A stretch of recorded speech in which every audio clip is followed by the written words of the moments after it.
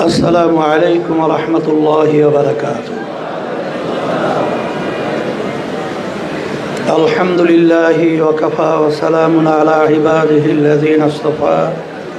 أما بعد فأعوذ بالله من الشيطان الرجيم. بسم الله الرحمن الرحيم. ظهر الفساد في البر والبحر بما كسبت أيدي الناس. صدق الله العلي العظيم. সবাই দুরূদ শরীফ পড়ি। আল্লাহুম্মা সাল্লি আলা সাইয়্যিদিনা ওয়া হাবিবিনা ওয়া মাওলানা মুহাম্মদ সাল্লাল্লাহু আলাইহি ওয়া আলা আলিহি ওয়া আসহাবিহি ওয়া বারাকা ওয়া সাল্লাম। ইসলামী আন্দোলন বাংলাদেশ বরিশাল মহানগর শাখা কর্তৃক আয়োজিত আজকে সম্মেলনের সভাপতি, মঞ্চে কেন্দ্রীয় নায়েবে আমির, বিভিন্ন পর্যায়ের দায়িত্বশীল, ইসলাম প্রেমিক, দেশপ্রেমিক আমার ভাইরা, ইসলামী আন্দোলন বাংলাদেশ কি চায়, লক্ষ্য উদ্দেশ্য কী, ইতিমধ্যেই আপনারা বিভিন্ন আলোচকদের আলোচনার মাধ্যমে অনেকটাই আমরা পরিষ্কার বুঝতে পেরেছি। এরপরেও আমি আরেকবার স্মরণ করায় দেওয়ার জন্য বলছি, ইসলামী আন্দোলন বাংলাদেশ এর মূল লক্ষ্য উদ্দেশ্য হলো দুনিয়াতে শান্তি, আখেরাতে মুক্তি। ইসলামী আন্দোলন বাংলাদেশ প্রতিষ্ঠিত হয়েছে 1987 সালে, কিন্তু অদ্যাবধি পর্যন্ত ইসলামী আন্দোলন বাংলাদেশের ব্যানারে এবং তার প্রতীকে একজন এমপিও কিন্তু সংসদে যায় নাই। এর অর্থ আপনারা কি ব্যাখ্যা করবেন যে আমাদের সংগঠন একেবারে ছোট বা দুর্বল? না, ইসলামী আন্দোলন বাংলাদেশ আমাদের চিন্তা চেতনা হলো অন্য অন্য ইসলামী দলের সাথে একটু পার্থক্য। এর জন্যে আমরা চাই যে এই বাংলাদেশের ভিতরে 100-র মধ্যে প্রায় 92 জনের মতো মুসলমান বসবাস করে। এই দেশের মধ্যে মাদ্রাসা, মসজিদ, ওলামা, তোলাবা, এক কথায় জুমার মসজিদে দেখবেন শুক্রবার আল্লাহর রহমতে সেখানে নামাজিরা এই পরিমাণ উপস্থিত হয়, মসজিদে ধরে না। কথা ঠিক না? এ দেশের মধ্যে আজানের শব্দে বাচ্চাদের ঘুম ভেঙে যায়, আজানের শব্দে বাচ্চারা মায়ের কোলে ঘরে যায়। সেই দেশের মধ্যে ইসলাম নামক গাছটা শক্তিশালী হবে এবং ইসলামী রাষ্ট্র ক্ষমতায় উড্ডীন হবে। এটাই হলো মূলত ইসলামী আন্দোলন বাংলাদেশের চিন্তা।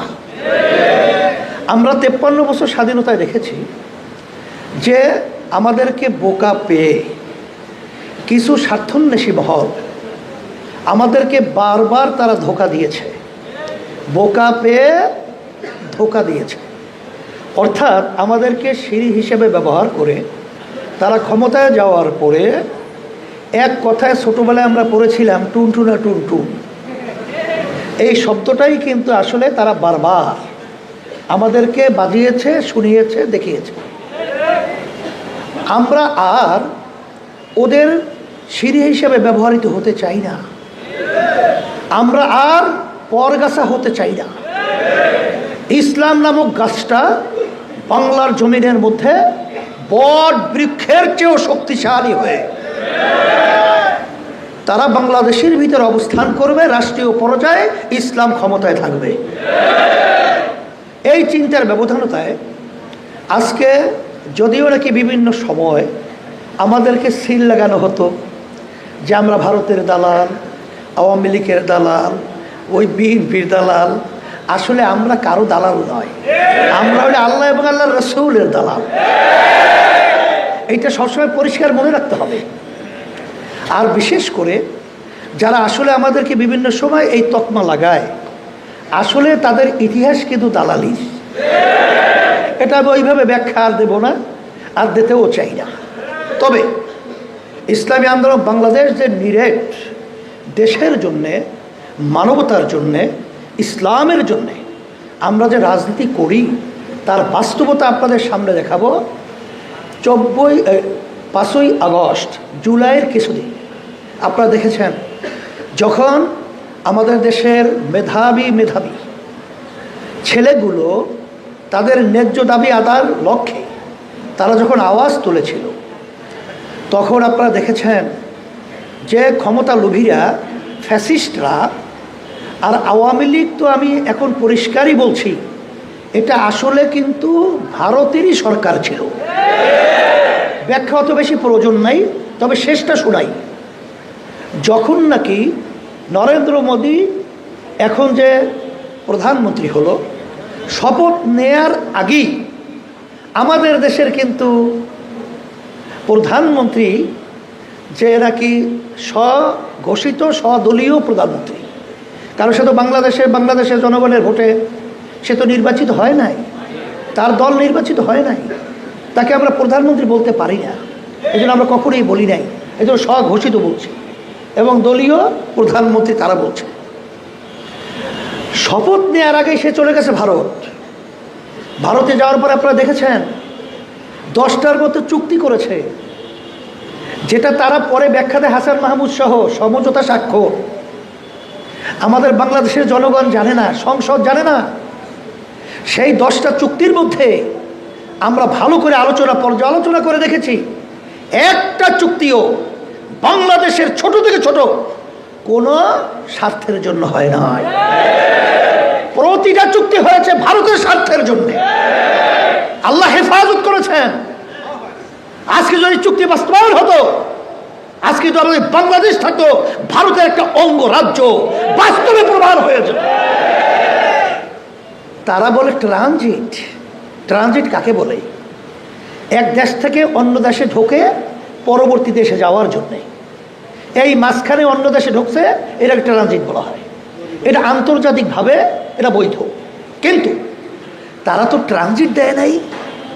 প্রায় 200-250 কিলোমিটার ভারতের সাথে যে চুক্তি করেছে, এটা তো কোনো ট্রানজিট, এটা করিডোর। অর্থাৎ তার দেশে অনেক কষ্ট, অনেক খরচ করে অন্য জায়গায় যেতে হয়, সেখানে আমাদের দেশটা ব্যবহার করলে তাদের দেশে যেতে সুবিধা হয়। এই করিডোর, কারণ যেখানে ঢোকার রাস্তা দেখিয়েছে, এরপরে অন্য দেশে ঢোকার কোনো রাস্তা নেই।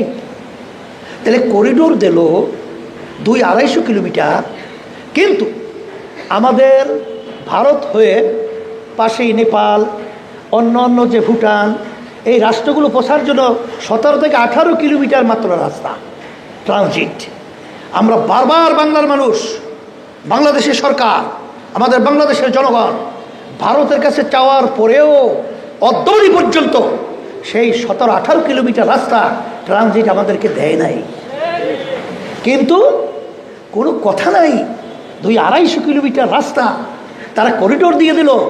তাদের গাড়ি ঢুকবে, বাংলাদেশের কেউ খবরও রাখতে পারবে না, তাদের সেনাবাহিনী পাহারা দেবে, কি যায় কি নেয়, কি আসা যাওয়া করে। মোরা যে একটা মগের মূল্য পেয়েছে আমাদের দেশে। এইভাবে, এই জন্য আমি বলেছি, বিভিন্ন সময় বলেই থাকি, আব্বাজান বলে গেছিলেন প্রায় 23 বছর আগে এক দায়িত্বশীলের কাছে, যে অনেকে বলে যে আওয়ামী লীগ আসলে ভারতের দালাল, এটা তো তারা ঠিক বলে না। আসলে আওয়ামী লীগ হলো ভারতেরই সরকার। তা সেই হিসেবে আমি অত ব্যাখ্যা দেব না, কারণ শেষ 5ই আগস্টে আপনারা দেখেছেন আমাদের বাংলাদেশের যে প্রধানমন্ত্রী শেখ হাসিনা আসছিল কোথার থেকে? ভারত থেকে। কোথা থেকে গেল? কোথায়? এবং তাদের দোসররা কোথায়?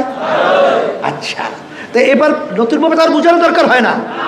এরপর আমার আওয়ামী লীগ ভাইদেরকে বলবো, যারা দেশকে ভালোবাসেন, যারা মানবতাকে ভালোবাসেন, যারা ইসলামকে ভালোবাসেন, তাদেরকে আমি পরিষ্কার বলছি, যেই নেতা আপনাদেরকে গুলির মুখে, ফাঁসির মুখে এবং বিভিন্ন সমস্যার মুখে ফালিয়ে, যারা নাকি টুন দিয়ে হেলিকপ্টার উড়ে আবার সেই তাদের দেশে দেখা দেয়, সেই দেশে আওয়ামী লীগ কখনোই তাদেরকে নেতা করতে পারে না।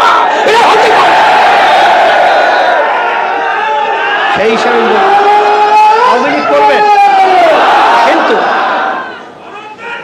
আজকে আমি যে কথাটা বলবো, এরপরে আপনারা দেখেছেন ইসলামী আন্দোলন বাংলাদেশ 5ই আগস্ট, জুলাইয়ের কিছুদিন বাংলাদেশের কোনো রাজনৈতিক দল তাদের ব্যানার নিয়ে, কেন এই ঝুঁকি, সামনে বড় ভয়, এই অস্তিত্ব বিলীন হওয়ার পথে, সেই ভয় নিয়ে কোনো রাজনৈতিক দল তারা কিন্তু ব্যানার নিয়ে রাস্তায় নামে নাই।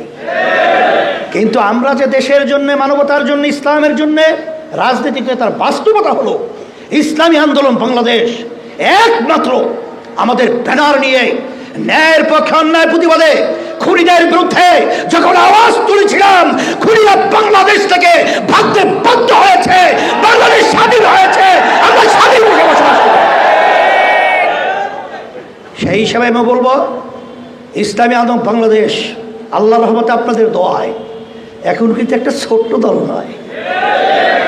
ইসলামী আন্দোলন বাংলাদেশ আপনারা দেখেছেন, যখন দেশের বিরুদ্ধে, যখন ইসলামের বিরুদ্ধে, যখন মানবতার বিরুদ্ধে, যখন কোনো ষড়যন্ত্র তৈরি করা হয়, ইসলামী আন্দোলন বাংলাদেশ যখন আমরা এই অন্যায় প্রতিবাদে রাজপথে যখন আওয়াজ তুলি, তখন এই বাতিলদের কলিজা থরথর করে কাঁপতে বাধ্য হয়। আল্লাহর রহমতে আপনাদের আমি বিশেষ করে বরিশালবাসীকে বলবো, ইসলামী আন্দোলন বাংলাদেশের মূল কেন্দ্র হইল বরিশাল।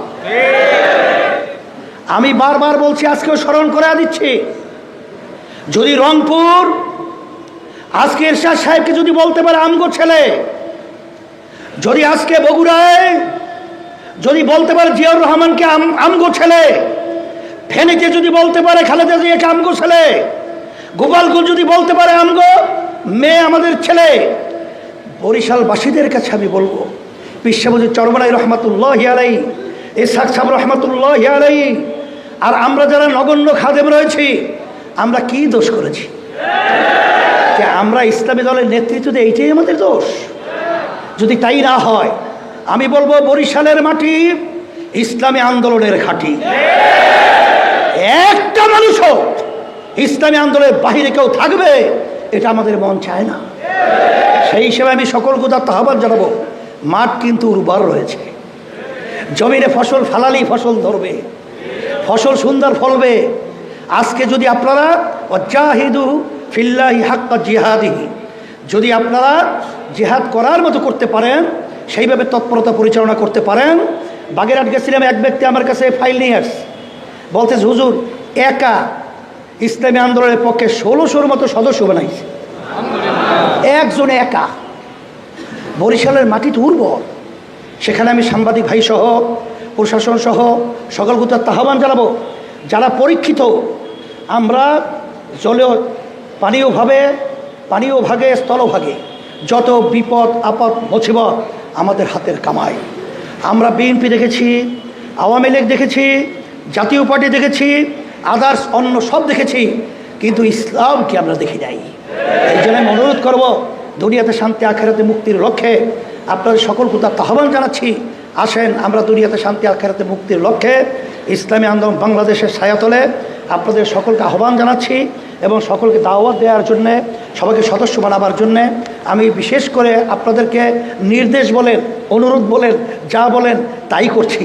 আর আজকে আমি নগর সম্মেলনে যারা তদারকি করেছেন, দায়িত্ব পালন করেছেন, এত সুন্দর সম্মেলনে আপনাদের উপস্থিতি এবং আমার ভাইরা উপস্থিত হয়েছেন, সকলকে ধন্যবাদ জানাচ্ছি।